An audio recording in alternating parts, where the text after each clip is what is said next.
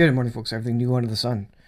Are you prepared? Things are heating up, and heating up on many fronts, not just the earthquake front. But we had a 7.1 magnitude earthquake, I believe it is. We're going to take a look at an article in California. This coming on the heels of the 6.4 earthquake. There's now earthquakes in British Columbia, Canada as well. And Luke 21 says this. Nation shall rise against nation. That comes first, I think. Kingdom against kingdom. And great earthquakes shall be in diverse places. Famines, pestilences, Ebola. Famines in the United States already. Heat wave in Europe. But before all these, they shall lay hands on you and persecute you, delivering you up into the synagogues and into the prisons, being brought before kings and rulers for my name's sake. There's big things coming. I think this is part of the birth pains leading up to the great earthquakes that are to come. But significant earthquakes are currently occurring around the world.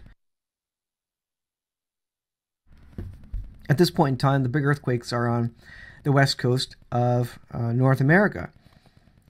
California earthquake, larger 7.1 magnitude quake hits. Rattled Southern California. This is the biggest tremor strike in 20 years. It struck at a shallow depth, which means it's going to do the most danger, destruction rather, 0.9 kilometers, and its epicenter was near the city of Ridgecrest, 240 kilometers northeast of Los Angeles. Seismologist says this is an earthquake sequence. It will be ongoing, she says. Every earthquake makes another earthquake more likely, saying that there was a 10% chance of a similar earthquake striking in the next week, they're saying. So this is ongoing. And I heard one seismologist or scientist or whatever state that, these are not connected at all. The British Columbia earthquakes are not connected to the California earthquakes. But you know what? The Ring of Fire is all connected. And I believe these are connected. One could very well trigger the next one. Yellowstone is heating up and rumbling. The Steamboat Geyser in Yellowstone National Park is approaching a record number of eruptions. The world's tallest active geyser, whose major eruptions shoot water more than 300 feet in the air, is known to be unpredictable. But if there was ever a year to witness Steamboat's spectacular surge of water, it might be now. It says 32 eruptions last year, largest number ever recorded in a year. The record before that was in 1964, where there was 29 eruptions. Steamboat Geyser erupted 7 times just last month alone. USGS said June's outbursts, which occurred on the dates you can see there, also smashed the record for the shortest interval between eruptions. So something is happening in the magma, in the earth. The earth is groaning. This is part of the birth pains that are to come, and it's going to get worse than this. California hit with massive aftershock following 6.4 quake. USGS warns of more to come. 170 aftershocks. Luke 21 says earthquakes in diverse places.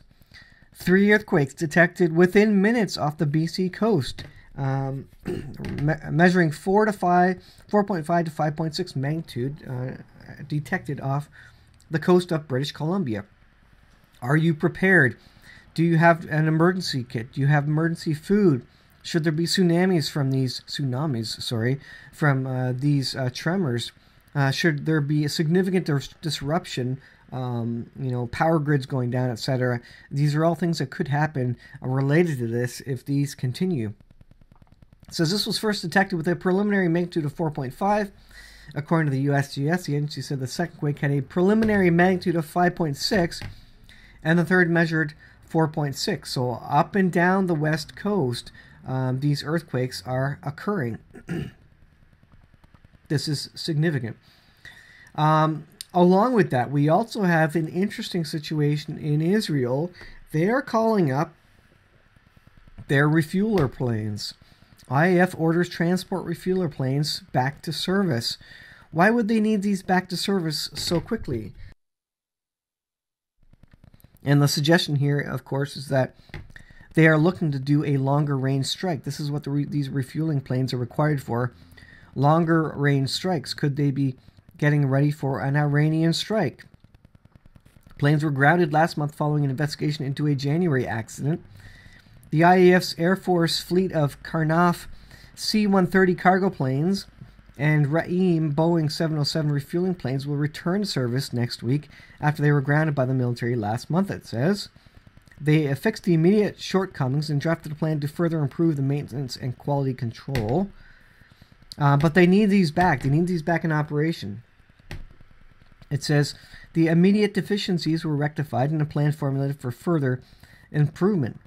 So they're getting these things back online, very likely in short order to be ready for some sort of Iranian escalation. And so we have this Times of Israel news speaking about the detention of a tanker loaded with Iranian crude. And this is the U.S. has detained this, or at least requested it be detained. Panamanian flag carrier is believed to be in violation of EU sanctions against war-ravaged Assad regime. This is coming from Iran, holds Iranian oil. Excellent news, the UK has detained supertanker Grace 1 laden with Iranian oil bound for Syria in violation of EU sanctions. And Iran is coming back and saying, we're going to detain an American ship. It says, Iran condemned the detention of the tanker as an illegal interception, but Gibraltar Chief Minister Fabien Picardo said in a statement that cargo was believed destined for Banya's refinery in Syria, which is subject to European sanctions, it says.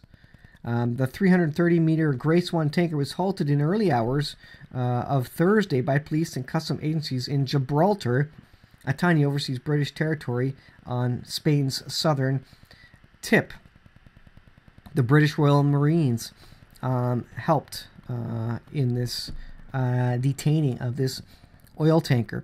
And so the stories coming out are that Iran is threatening to detain a tanker of its own, a U.S. tanker, or an allied tanker of some sort, in retaliation for this. So things are heating up.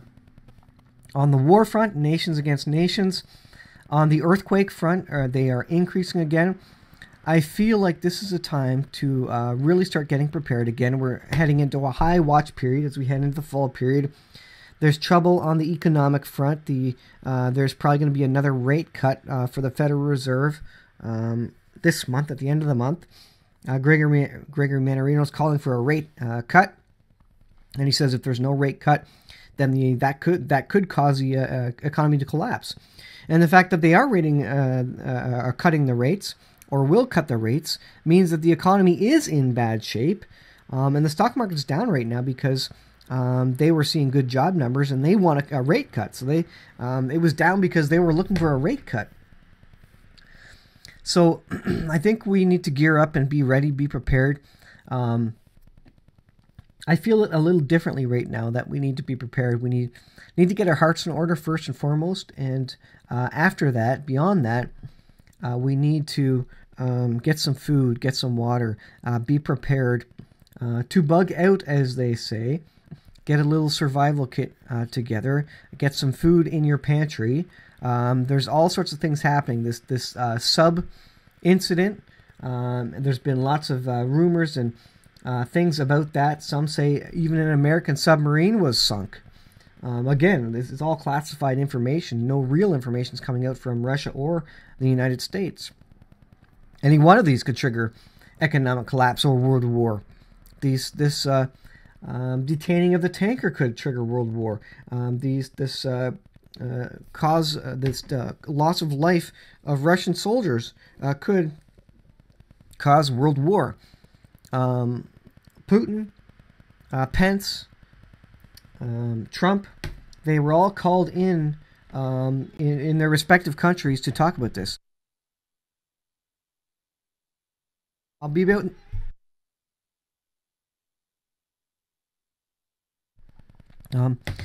The leaders, the heads of states, were all gathering for security briefings related to this situation. So this is a significant and evolving situation. And you have all these building. You have earthquakes. You have a potential war breaking out in Iran between U.S. and Russia. Russia's building up Venezuela's military, and it's sending troops to Venezuela. You have all these situations. You have political unrest around the world.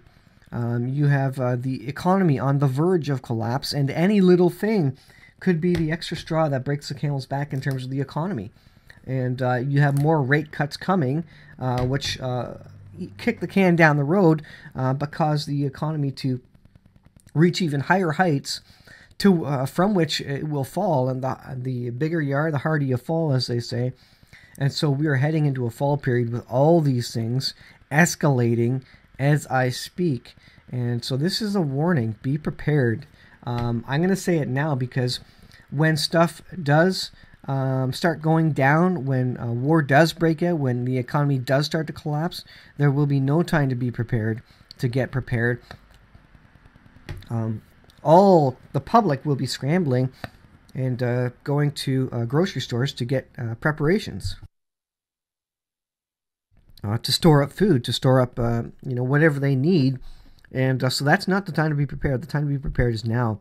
And I'm not going to say I feel it in my spirit necessarily, but I feel something coming. I feel like this is a time that we need to double check all our preparations, double check what we have, and ensure we have faith in Jesus Christ. Things are going to get hard. Things are going to get harder. Things are going to get really hard prior to the return of the Lord. And all these events are converging. I think that it's going to be a very, very interesting last half of the year, even fall period. High watch time already, just because of the fall feasts and the festivals and the things that are coming, Rosh Hashanah. But on top of that, you have this buildup of war and famine and pestilence and earthquakes starting to heat up, and Yellowstone supervolcano starting to heat up, and volcanoes around the northwest of the United States even building pressure, starting to steam, etc.